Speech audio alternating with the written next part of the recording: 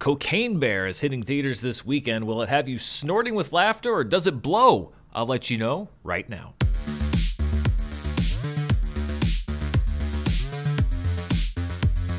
This review is brought to you by Babbel. Go to babbel.com/Dan for a special offer and stay tuned after this review for more info. Hello everybody, I'm Dan Murrell, back on the road again, as you can see from my hotel room settings, but that's not stopping me from reviewing Cocaine Bear. Nothing could stop me from reviewing Cocaine Bear, which is actually pretty appropriate given the theme of the movie. This movie comes from writer Jimmy Warden, who also scripted The Babysitter Killer Queen, and director Elizabeth Banks, her third feature after Pitch Perfect 2 and 2019's Charlie's Angels. I don't really see the point of explaining the premise of the movie Cocaine Bear because it's right there in the title. It's about a bear who's on cocaine. The bear did cocaine. A bear did cocaine.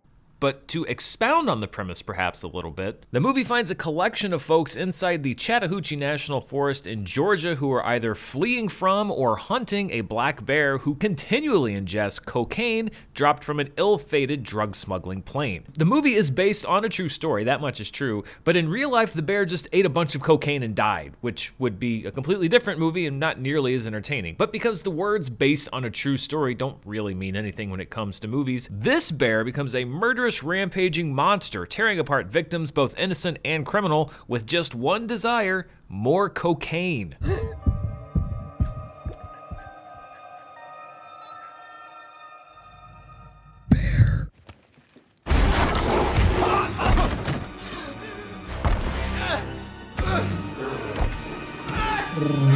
Among the potential victims are a mom, played by Carrie Russell, tracking down two truant kids, played by the Florida Project's Brooklyn Prince and Sweet Tooth's Christian Convery, two men tasked with recovering the missing cocaine, played by O'Shea Jackson Jr. and Alden Ehrenreich, a gruff park ranger, played by Margot Martindale, a cop looking to take down the drug ring, played by Isaiah Whitlock Jr., and the man on the hook for all this missing cocaine, a drug lord, played by the late Ray Liotta. This was reportedly the last film on which he completed work before he passed away last May, although there are still some other movies of his that have yet to be released. When you buy a ticket for a movie called Cocaine Bear, I think you have a pretty good idea of what movie you're in store for, or at least the kind of movie that you should be in store for. I think movies like this get in trouble when they try to play it too seriously. Movies like Snakes on a Plane have really hit some roadblocks there because I thought that movie tried to play it too straight. They tried to kind of reshoot their way into becoming a cult classic, but it didn't really work. You could see with Snakes on a Plane that there was an attempt at one point to have that movie taken seriously, and that's a mistake that Cocaine Bear largely avoids and smartly avoids. Why is it acting like this? Did you feed it cocaine?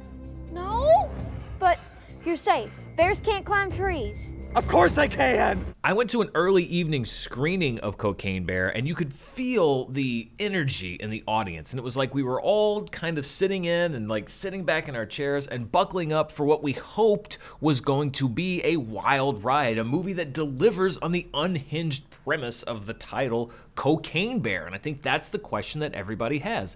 Does Cocaine Bear deliver where it counts? Well, I would say that yes, it does, but only barely.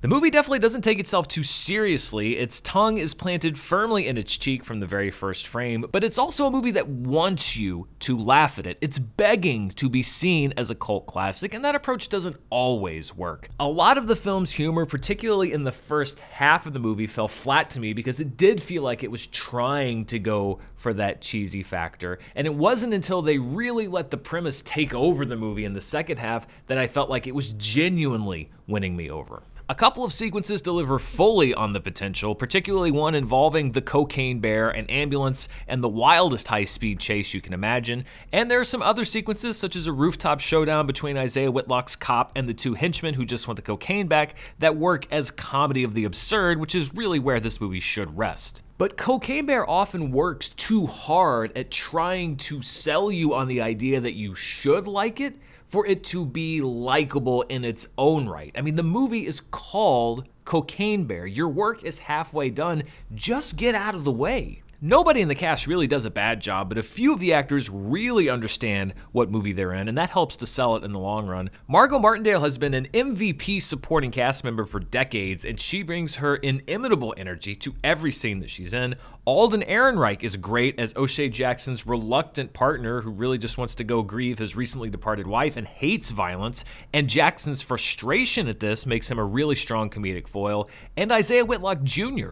brings an earnest energy that only makes the ridiculousness of the rest of the movie more funny. And as I said, the rest of the cast performs admirably. I thought that the two kids did a pretty good job, but some of them aren't around for very long because in this movie, the bear wants cocaine, and if you get in the way of the bear trying to get the cocaine, then the bear is going to rip you apart and then, of course, proceed to get the cocaine. It's a very simple movie. It really is. It's not the nonstop absurd thrill ride that it could have been, and that I think a lot of people maybe are hoping it will be, but it delivers enough, and it goes so far over the top in a few places to make it feel like it's worth your time. Now, not everybody in the audience agreed with this. I had one audience member who was very unhappy, who decided to take it upon himself to stand up as the credits rolled and address the audience directly to tell us that not only was this a bad movie, this was an effing terrible movie. I mean, he was very upset and proceeded to storm out of the theater. I don't think a lot of people in the theater agreed, but it also wasn't the kind of ruckus reaction I've seen to movies that genuinely have the kind of feel that I think that Cocaine Bear was going for or that it wanted to have.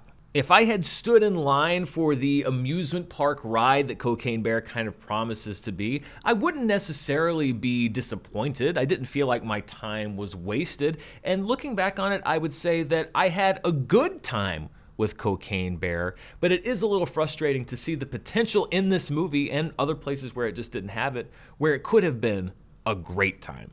Ultimately, though, it is a recommendation for me on Cocaine Bear. Just don't expect anything more than what the title promises, and maybe just a little bit less. You're going to have an entertaining time at the movies if you decide to go see it, although I don't think this is going to be an all-time cult classic. But what do you think? Are you amped up to go see the Cocaine Bear this weekend? Let me know down in the comments below, and as always, stay tuned for so much here on the channel. And before I go, I want to thank the sponsor for this video, Babbel. A lot of us like to say that we learned a language in high school or college, but let's be real, how much do you really remember? I know I had 3 years of Spanish that I've mostly forgotten, and now I can only recognize or remember the most rudimentary words and sentences. But learning a new language has changed completely thanks to Babbel, the language learning app that sold more than 10 million subscriptions because it's a fun and easy way to learn a new language. Whether you're going to be traveling abroad, you're looking to connect in a deeper way to family, or you're just becoming more well-rounded, Babbel teaches bite-sized language lessons that you'll actually use in the real world. Babbel's 15-minute lessons mean that you can learn on the go, and they were created by over 1,000 language experts, not by AI. You can choose from 14 different languages, including Spanish, German, French, and Italian, and Babbel's speech recognition technology helps you improve your pronunciation and accent. I've already done several lessons to try to get back up to speed with Spanish, and it really is simple and easy. You start with the basics, but by the second, third, fourth lesson, we were getting into the more complicated stuff, but it didn't feel overwhelming. You can start your new language learning journey today with Babbel. Right now, get up to 55% off your subscription when you go to babbel.com/Dan. That's Babbel, BABBEL.com/Dan, DAN, for up to 55% off your subscription. Babbel, language for life. Thanks to Babbel for sponsoring this video, and thank you for watching. I'll be back very soon with more movie news, reviews, box office, awards updates, and more. Until then, stay safe, and I'll see you next time. Bye. The bear did cocaine. A bear did cocaine.